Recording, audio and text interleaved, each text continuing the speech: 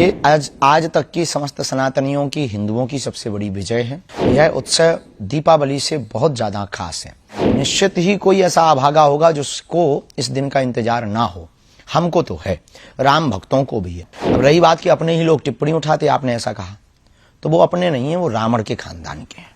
और रावण के खानदान के लोग इस प्रकार की वार्तालाप करते हैं, उनको शेम टू यू। सिद्ध है कि ज्ञानवापी में शंकर है, कृष्ण जन्मभूमि कन्हैया की है। श्री सीताराम बागेश्वर धाम की जय। हम कोई महात्मा नहीं है, साधु नहीं है, लेकिन प्रत्येक भारतीय सनातनियों की ये पहचान है। कंठी माला, मस्तक पर तिलक, ये पोटली हमारे गुरुदेव भगवान की दी हुई मालाओं की है।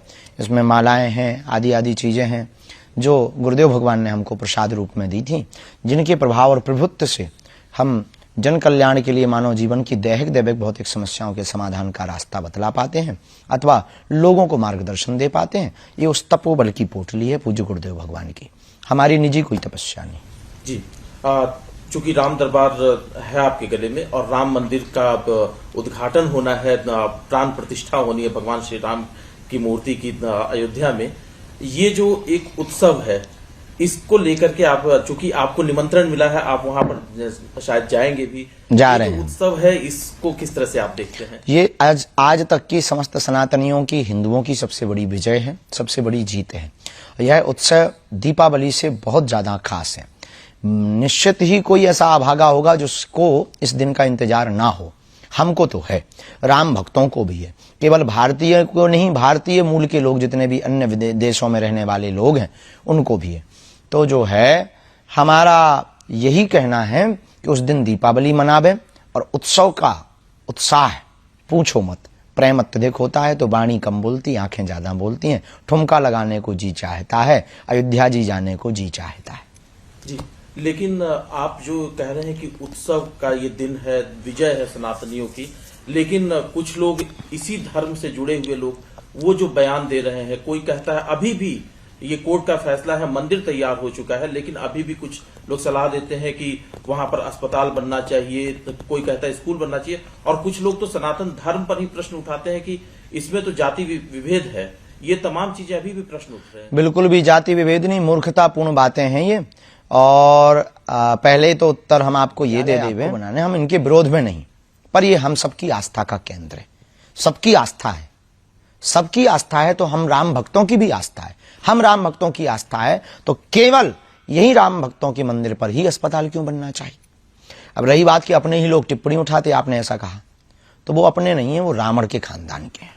और रावण के खानदान के लोग इस प्रकार की वार्तालाप करते हैं, उनको Shem to you. Shastri ji, इसमें एक सवाल ये भी है, चूंकि कोर्ट से फैसला आया है तब मंदिर बन रहा है, लेकिन श्रेय लेने की भी बात चल रही है। कुछ लोग कहते, ये भी सवाल उठा रहे हैं कि राम हमारे हैं तो राम किसके? अब आप ही बता दीजिए, चूंकि आप गुरु की श्रेणी में, तो आप ही बताइए कि राम किसके हैं? राम सबके हैं, राम जन जन के हैं, राम का विश्व है, राम व्यापक है, राम विश्व के प्रणेता है, राम विश्व के मानवों की आचार्य संगता है, राम विश्व की आधारभूत है, राम एक बहुत बड़े नायक हैं, राम एक इस देश के प्राण हैं, इस देश की श्वास है। राम सबके हैं, जिनको भी श्वास और हवा की जरूरत है उनके राम हैं। और रही बात, जातिवाद के लिए राम मंदिर नहीं हो रहा, सबरी का मंदिर बन रहा, निषाद राज जी का भी मंदिर बन रहा, तो क्या ये जातिवाद के लिए बन रहा? जातिवाद के लिए मंदिर नहीं है, अपितु राम भक्तों की आस्था के लिए मंदिर है। एक बयान जो आया कि वो भगवान श्री राम को उन्होंने कह दिया कि वो तो क्षत्रिय धर्म के थे, मांसाहारी थे, इस तरह के भी भगवान श्री राम। बाद में उसने क्षमा मांगी। मूर्खतापूर्ण बातें हैं, राक्षस वृत्ति के लोग हैं। इस प्रकार के जो वार्तालाप, ना इन्होंने राम को समझा, ना रामत्व को समझा, ना राम तत्व को समझा, ना इन्होंने राम के बारे में पढ़ा, ना गढ़ा। इन्होंने सिर्फ अपने बयान को कहकर न्यूज में बने रहने का उपाय सोचा है। और सबसे सस्ता उपाय प्रभु श्री राम पर और राम भक्तों पर आस्था पर उंगली उठाना है इस देश में। ऐसे ही लोगों को ठिकाने लगाने के लिए हम भारत हिंदू राष्ट्र चाहते हैं। जी, शास्त्री जी, प्रधानमंत्री जी ने एक बात कही थी, क्या आप उनसे सहमत हैं? उनकी जो बात थी कि जो लोग विपक्ष में बैठे हैं, जो खास तौर से सनातन धर्म का विरोध कर रहे हैं, उन्होंने लगातार लोगों की भावनाओं को ठेस पहुंचाई है, और जो हमारे फेस्टिवल हैं, जो हमारे मंदिर हैं, उनको उन्होंने लूट का माध्यम बनाया। आप इस बयान से कितने सहमत हैं?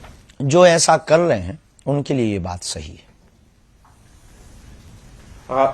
एक चीज और है जो विपक्ष के लोग सवाल उठाते हैं कि प्रधानमंत्री जी और जो उनसे उनकी पार्टी है वो भगवान श्री राम के नाम पर राजनीति कर रही है, उनके नाम का इस्तेमाल कर रही है। आपको क्या लगता है? राम राजनीति का विषय नहीं है। धर्म से राजनीति चलती है, राजनीति से धर्म नहीं चलता। भारत के लोग जगे हुए हैं, वोट अपनी मति अनुसार दें, राष्ट्र हित में दें, भारत विश्व गुरु कैसे बने, भारत का विकास कैसे हो, अपने अनुसार दें। राम राजनीति का विषय नहीं है। राम की स्वयं की नीति है मर्यादा, राम की स्वयं की नीति है एकता, अखंडता, संप्रभुता, और राम जी की स्वयं की नीति है विश्व में शांति। तो जो राजनीति की बात कर रहे हैं, अगर कोई रोटियां सेक रहा, ये मूर्खता।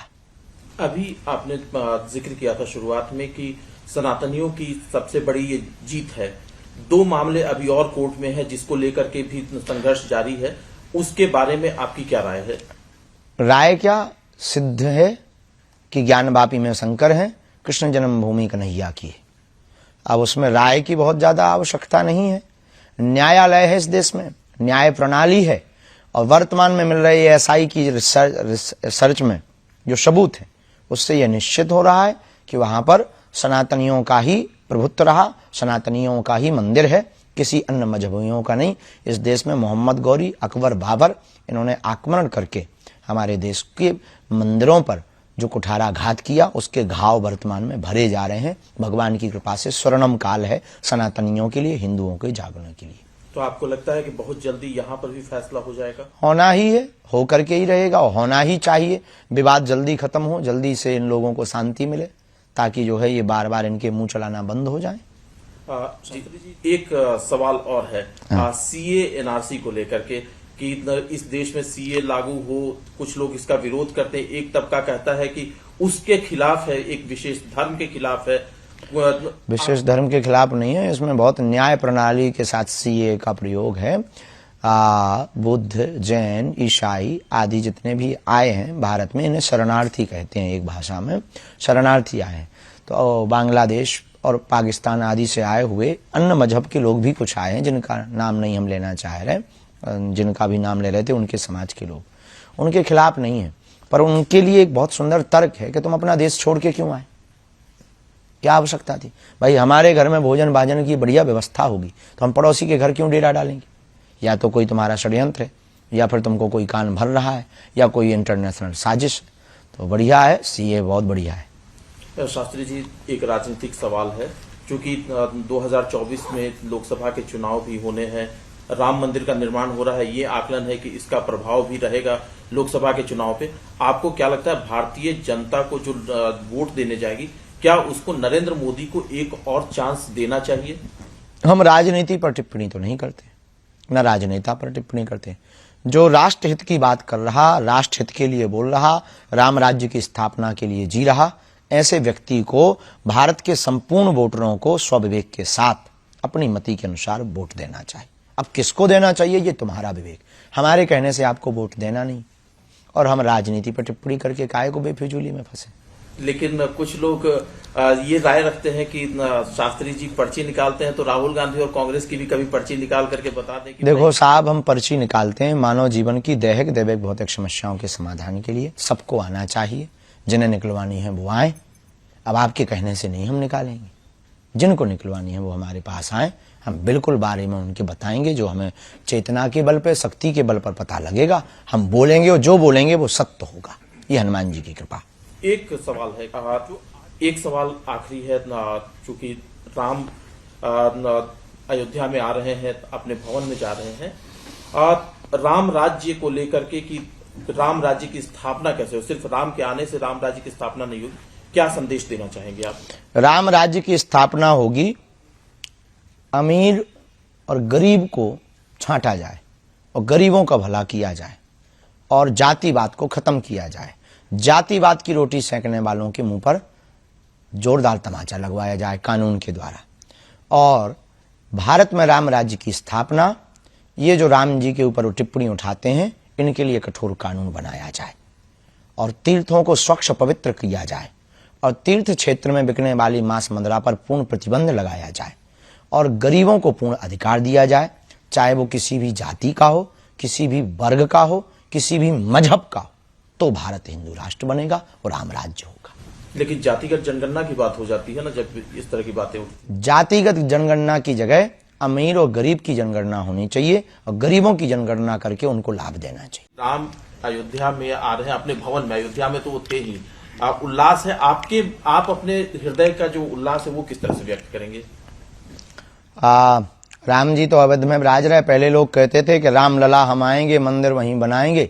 अब बन गया है भगवान की कृपा से। राम लला आ रहे हैं 22 तारीख को और हिंदुओं को जगा रहे हैं हनुमान जी की कृपा से। अभी वर्तमान में एक गीत बहुत चल रहा है, 2 लाइन उसकी सुना देते हैं। अरे मेरी झोपड़ी के भाग आज खुले जाएंगे, राम आएंगे। मेरी झोपड़ी के भाग्य आज खुले जाएंगे, राम आएंगे। राम आएंगे आएंगे राम आएंगे, राम आएंगे आएंगे राम आएंगे। मेरी झोपड़ी के भाग्य आज खुले जाएंगे, राम आएंगे। ये भाव बहुत ज्यादा सबरी माता का ये भाव है और सब लोग उस दिन का इंतजार कर रहे हैं। बड़ी दिव्यता भव्यता के साथ प्रभु श्री राम जी विराजमान हो रहे हैं। और हमको तो अयोध्या में जाकर एक ही बात याद आती, सीताराम जी की प्यारी राजधानी लागे, महारानी लागे, मन मीठो मीठो सरजू जी को पानी लागे। सीताराम जी की प्यारी राजधानी लागे, महारानी लागे, मन मीठो मीठो सरजू जी को पानी लागे। धन्य कौशल्या धन्य कैकेयी धन्य सुमित्रा मैया, धन्य भूप दशरथ जी की अंगना खेलत चारों भैया। हाँ खेलत चारों भैया, गुड़धानी लागे, बड़ी प्यारी लागे, मन मीठो मीठो सरजू जी को पानी लागे। श्री सीताराम।